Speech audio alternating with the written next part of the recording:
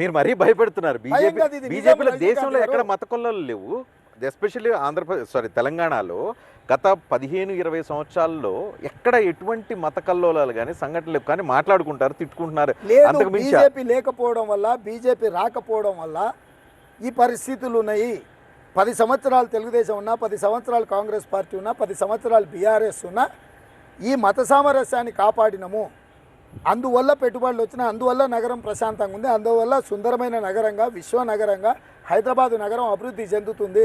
ఇవాళ పెట్టుబడులు వచ్చినా కూడా టెస్లా కానీ లేకపోతే ఏ కంపెనీ రావాలనుకున్నా మేము చర్చలు చేసిన వాళ్ళు కానీ అదానీలు అంబానీలు కూడా ఇక్కడ వచ్చి పెట్టుబడులు పెడతామంటున్నారంటే ఈ నగరంలో ఉన్న వాతావరణము, ఈ వాతావరణాన్ని కలుషితం చేసి మతాలను రెచ్చగొట్టి ఇతర మతాలను కించపరిచి ఇతర మతాల మీద దాడులు చేసే విధంగా ఈ దేశం నుంచి బహిష్కరిస్తామన్నట్టుగా మాట్లాడడం వల్ల అసలే హైదరాబాద్ సెన్సిటివ్ సిటీ. మీకు తెలుసు కదా, తెలంగాణ ఎర్సువైల్ హైదరాబాద్ అనేది నిజాం పరిపాలన వల్ల ప్రజలలో ఒక రకమైన అంతర్లీనంగా ఒక అభద్రతా భావం ఉంది. అది మైనారిటీలలో కావచ్చు, మెజారిటీలలో కావచ్చు.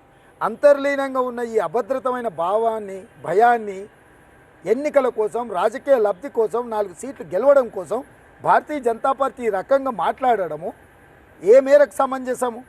నిజంగానే ఆ పార్టీకి, ఆ నాయకులకు ఆ ఉద్దేశం లేకపోతే నవనీత్ రాణాని తక్షణ పార్టీ నుంచి సస్పెండ్ చేయండి. ఇప్పుడు ఒక చిన్న మీరు కేసు పెడతారా? కేసు పెట్టడం పక్కన పెట్టండి. ఇప్పుడు కేసు పెడితే చూసారా, మేము హిందువుల పక్షాన మాట్లాడితే మా మీద కేసులు పెట్టినరు. రాజకీయంగా ఇట్లున్నారు. ఇప్పుడు ఎన్నికల కమిషన్ పెట్టాలి కేసు.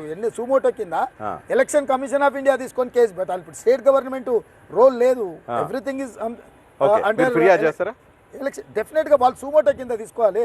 ఎలక్షన్ కమిషన్ ఆఫ్ ఇండియాకు బాధ్యత లేదా?